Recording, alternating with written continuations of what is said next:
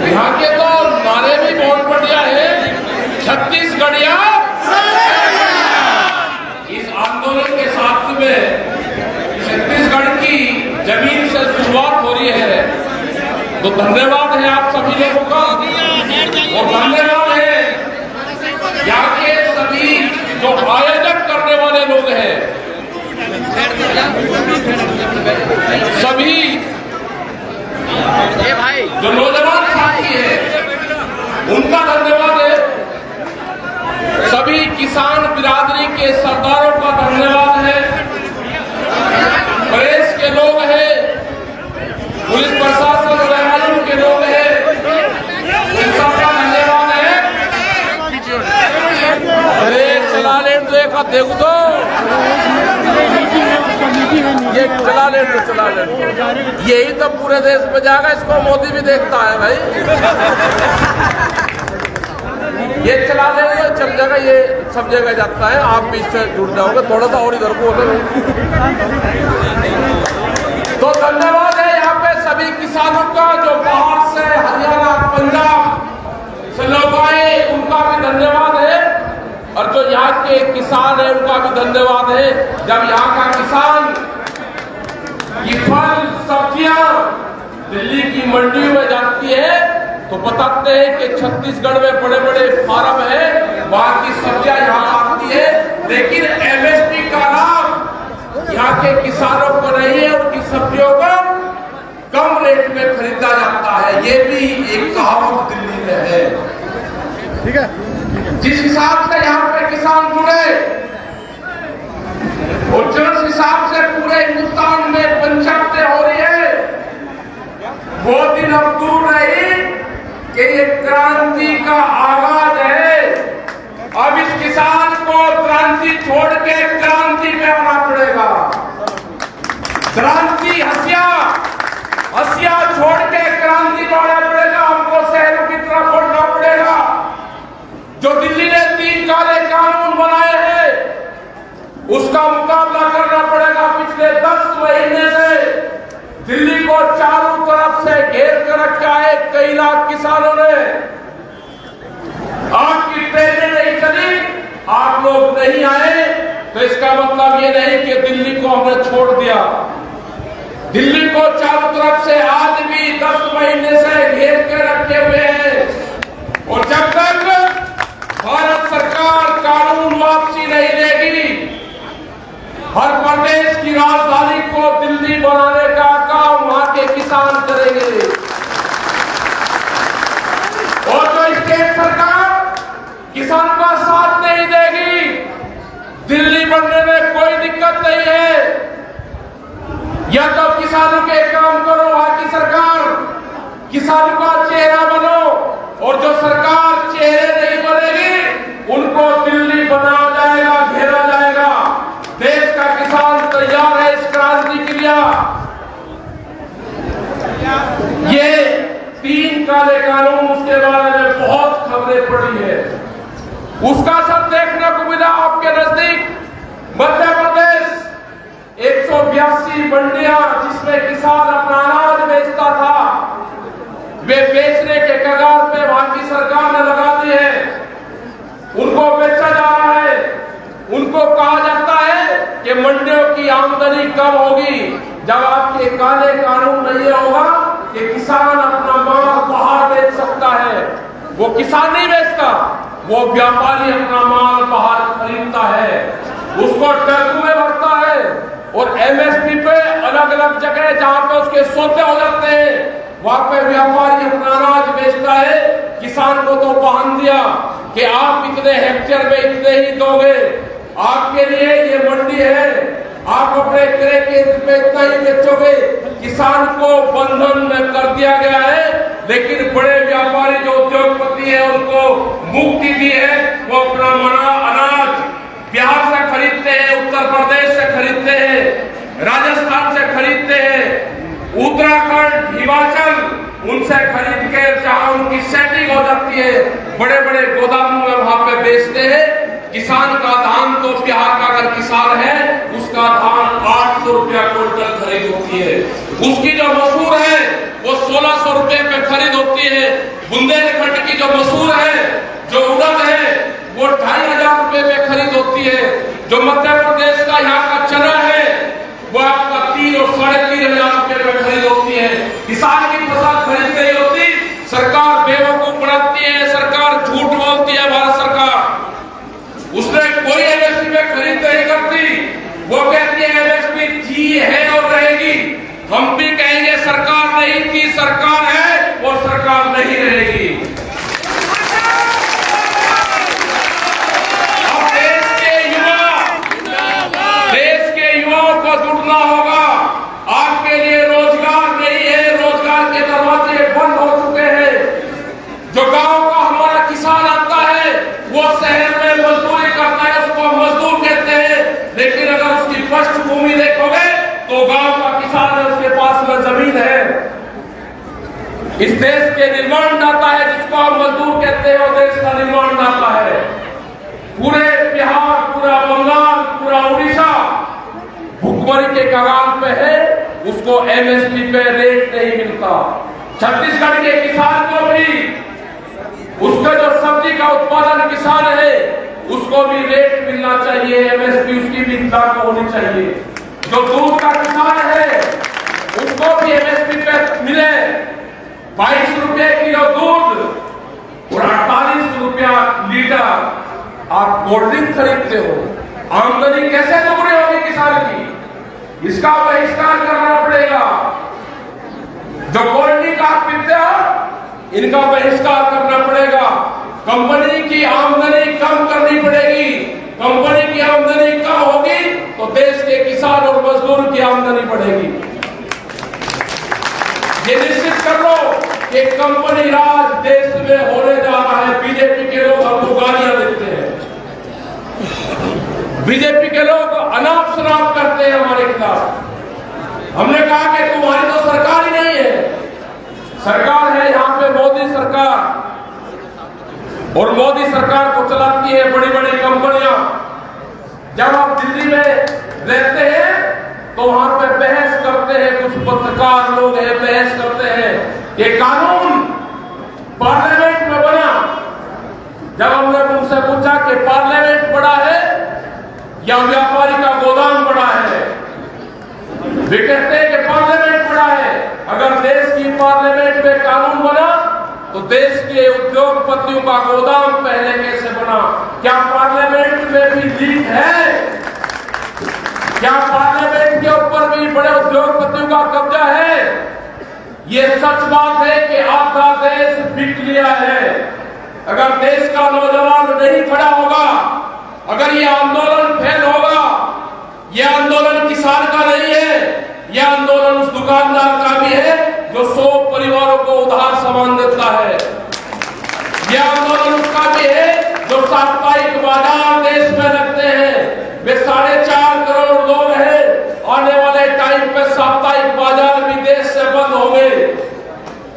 आने वाले टाइम पे जो आपकी गांव समाज की भूमि है, वो भूमि पूर्ण रूप से सरकार के पास में जाएगी। जो एनएच के पास में लोग रहते हैं, 500 मीटर तक उनको कोई भी कॉमर्शियल एक्टिविटी करने की इजाजत नहीं है। ये एनएच के नॉर्म्स आ चुके हैं।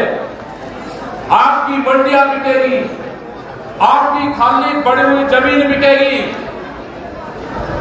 आपकी जो भी जमीन गांव में किसी भी संस्था की है वो जाएगी। गौशालाओं की जमीन पे आरएसएस के लोगों का कब्जा होगा। देश में नई पोस्टिंग होगी। जो आरएसएस के ट्रेनिंग शुदा लोग होंगे, उनको उन संस्थाओं पे बैठाया जाएगा।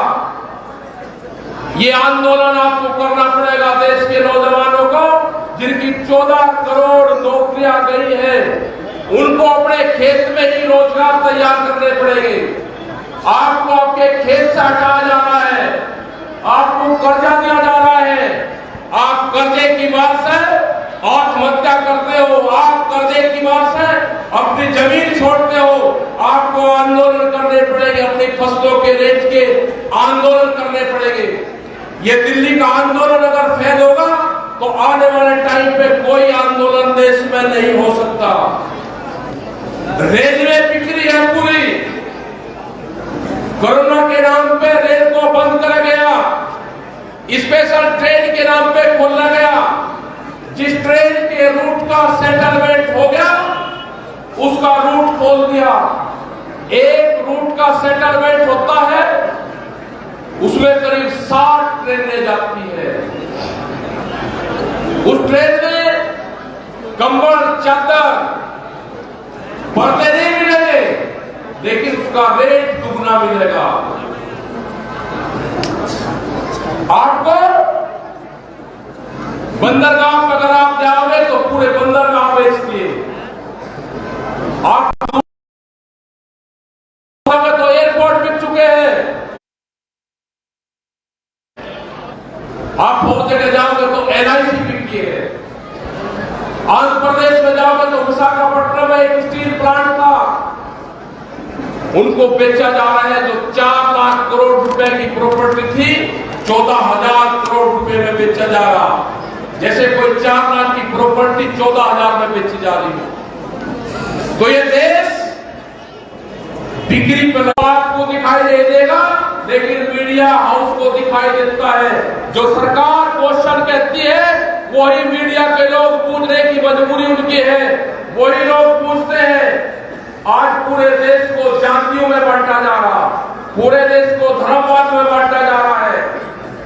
आज इस तरह के क्वेश्चन करे जाते हैं कि एक चैनल ऐसा नहीं कि जो 3 क्वेश्चन हमसे ना पूछता हो।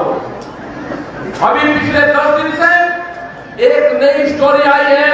ये आंदोलन अब पंजाब का नहीं, ना हरियाणा का, ना ये छत्तीसगढ़ का। हमको कहते हैं कि जी पश्चिम उत्तर प्रदेश में क्या होगा। हमने कहा कि ये आंदोलन तो पूरे देश भर का है, नहीं आप पश्चिम उत्तर प्रदेश की बात करो। हमको कहते हैं जी जाटों का क्या होगा, जाट तो बीजेपी के साथ में है, आंदोलन तो पूरी जातियों का है, जाट शब्द कहां से आ गया। तो ये इस तरह के क्वेश्चन आजकल निकल कर आ रहे हैं। इन पे, इन अफवाहों पे ध्यान नहीं देना। यह आंदोलन समस्त बिरादरी का है। एक बिरादरी है, उसका नाम है किसान बिरादरी। नारे भी आजकल सरकारें तय करती है कि क्या नारे लगाओगे। हम नारे लगाएंगे जो देश के संविधान ने हमको दिया है, वे नारे लगेंगे। कोई नहीं रोक सकता नारों से। इनसे बच के रहना। ये बरूपिया है, ये देश को लूटने आए हैं। इन्होंने कहीं पे भी अपने घोषणा पत्र में ये नहीं कहा कि हम देश की सारी प्रॉपर्टियों को बेचने का काम करेंगे। जो सड़क कानून थे उन कानूनों में बदलाव करा गया। कोई भी आप फैक्ट्री में नौकरी करने वाला मजदूर आंदोलन नहीं कर सकता। ये चाहते हैं कि फैक्ट्रियां प्राइवेट हाथों में मजदूरों की बागडोर जाए, और जो अस्थायी मजदूर थे, जो जिनको पेंशन भी मिलती थी, वो धीरे धीरे पूरा सिस्टम खत्म करा जा रहा है। आने वाले टाइम में 2004 के बाद में जितनी भी भर्तियां हैं, वो पैरामिलिट्री फोर्सेस की हो, वो सरकारी नौकरियां हो, उन सबकी पेंशनें बंद कर दी गई है। लेकिन एक MP MLA अगर वो 4 बार भी जीत कर जाएगा, 4 बार की उसको पेंशन मिलेगी। ये देश के साथ में अत्याचार है, देश के नौजवान के साथ में ये घोर अन्याय है। आपके रोजगार खत्म कर दिए गए। अब सब आप प्राइवेट नौकरियां करोगे। देश को गरीब बनाने का एक षड्यंत्र चला गया है कि हम तो गरीब आदमी को मुफ्त में राशन दे रहे हैं। आने वाले टाइम पे यह होगा कि राशन ही विकास का केंद्र माना जाएगा। ये अनाज मिल गया, मेरा विकास हो गया। आपने किसी आदमी ने अगर मैकडॉनल्ड्स कंपनी का नाम सुना होगा तो ध्यान से सुन लेना। एक बाहर की कंपनी है, जो अमेरिकन कंपनी है मैकडॉनल्ड्स, जो फूड चेन में है। वो जब शाम को 8 से 9 बजे अपना रेस्टोरेंट बंद करती है अपना बचा हुआ भोजन अपने कर्मचारी को भी नहीं देती। उनका कहना है कि ये बाजार की वस्तु है, ये दान की नहीं। रोटी कंपनी ने कहा कि बाजार की वस्तु है, ये दान की नहीं, ये जरूरत की नहीं। वो डस्टबिन में अपना भोजन, पूरा डस्टबिन के अंदर अपना भोजन डालते हैं कैमरे के सामने। उसी का एक कर्मचारी जिसका मन करता है कि मैं भी ये बची हुई गुलाब जामुन खा लूं, जो चार जिसमें गुलाब जामुन आते हैं, एक पैकेट है उसका 4 डब्बा जिसमें 4 गुलाब जामुन है, वो पैकेट अगर खुल गया, ग्राहक ने उसके पैसे 2 के दे दिए और 2 बच गए, उस कर्मचारी की मजबूरी है कि डस्टबिन में कैमरे के सामने वो 2 गुलाब जामुन भी शाम को क्लोज होने से पहले उसमें डालेगा, वो खा नहीं सकता। ऐसी ही कंपनियां फूड चेन में आ रही है, ऐसी ही बड़ी बड़ी कंपनियां आ रही जिसमें अनाज अपने गोदामों में बंद करेंगे, रोटियां तिजोरी में बंद होगी। भूख के आधार पे देश और दुनिया में रोटियों की कीमतें लगेगी। भूखा आदमी होटल के बाहर खड़ा होगा, उसके जेब में अगर पैसा नहीं होगा तो उसको भूख नहीं लगी होगी। ये उन कंपनियों का दावा है। अगर कोई बीमार आदमी होगा, अस्पताल के बाहर है, अगर उसकी जेब में पैसा नहीं तो इलाज नहीं, अगर पैसा नहीं तो इलाज नहीं। तो ये व्यवस्था होने जा रही है। प्राइवेट सेक्टर हावी होते जा रहे हैं, बड़ी बड़ी कंपनियों का राज देश में होता जा रहा है। ये क्रांति उठी है, ये पूरा देश इसमें जाग रहा है। अगर आप दिल्ली नहीं आ सकते तो आप विचार करना, ये वैचारिक क्रांति है। और जब भी दुनिया में वैचारिक क्रांति आई, उस क्रांति ने परिवर्तन करा, ये परिवर्तन करेगा, ये क्रांति है, ये परिवर्तन करेगी। और देश के नौजवानों से मैं चाहता हूं, देश के नौजवानों से ये संयुक्त मोर्चा चाहता है कि हम आमने सामने की लड़ाई में सरकार से फेल नहीं है, सरकार का मुकाबला हम डट कर रहे हैं। लेकिन जो कैमरे की लड़ाई है, जो मोबाइल की लड़ाई है, जो फेसबुक की लड़ाई है, जो ट्विटर की लड़ाई है, इसमें देश के युवाओं का साथ चाहिए कि वो ट्विटर फेसबुक पे हमारी मदद करें, इस संयुक्त मोर्चे की मदद करें, वो चलाए, वो दिखाए। देश का जो युवा है वो ट्विटर चलाए, जो देश का नौजवान है वो खेत में ट्रैक्टर चलाए, और जो नौजवान, जो साथी हमारे वोट ग्रुप में है, वो टैंक चलाने का काम करेंगे। ये T का फार्मूला देश में अगर लागू रहेगा तो ये देश बचेगा, नहीं तो देश बचने वाला नहीं है। देश में युवा क्रांति की जरूरत है। वो क्रांति कब, कहां और कैसे होगी वो आपको बता दिया जाएगा। आपके खेत खलियान, अनाज, आपकी फसल और नस्ल में सरकार का पैरा है, इससे मुक्ति चाहिए तो आंदोलन में शामिल होना पड़ेगा। ये मुक्ति अभियान है, ये किसान मुक्ति अभियान है। इन किसानों को जागरण करना पड़ेगा, इस मजदूरों को जागरण करना पड़ेगा। अगर किसान खुशहाल होगा तो देश का मजदूर भी खुश होगा, देश का दुकानदार भी खुश होगा। अगर किसान के पल्ले ही कुछ नहीं होगा तो दोनों गरीब होंगे। दूध की भी पॉलिसी देश में आ रही है। बाहर की कंपनियां यहाँ पे दूध बेचने का काम करेगी, हमारा पशुधन, हमारे जो भूमिहीन किसान है जो दूध बेचने का काम करते हैं, वे भी बर्बाद होंगे। बिजली अमेंडमेंट बिल आ रहा है, अगर किसी के पास में 2 पशु होंगे तो कॉमर्शियल कनेक्शन लेना पड़ेगा। सीड बिल आ रहा है, बीज के थाने खुलेंगे, उनमें बीज पुलिस होगी, और उसके खिलाफ अगर किसी किसान के खेत में किसी कंपनी का बीज मिल गया और उसने बीज नहीं खरीदा तो सजा और जुर्माना दोनों होगा। ये कानून आने जा रहे हैं। तो ये जमीन बचानी है, फसल बचानी है, नस्ल बचानी है, तो आंदोलन का हिस्सा बनो। ये बहुत बड़ी पंचायत आपने छत्तीसगढ़ में की।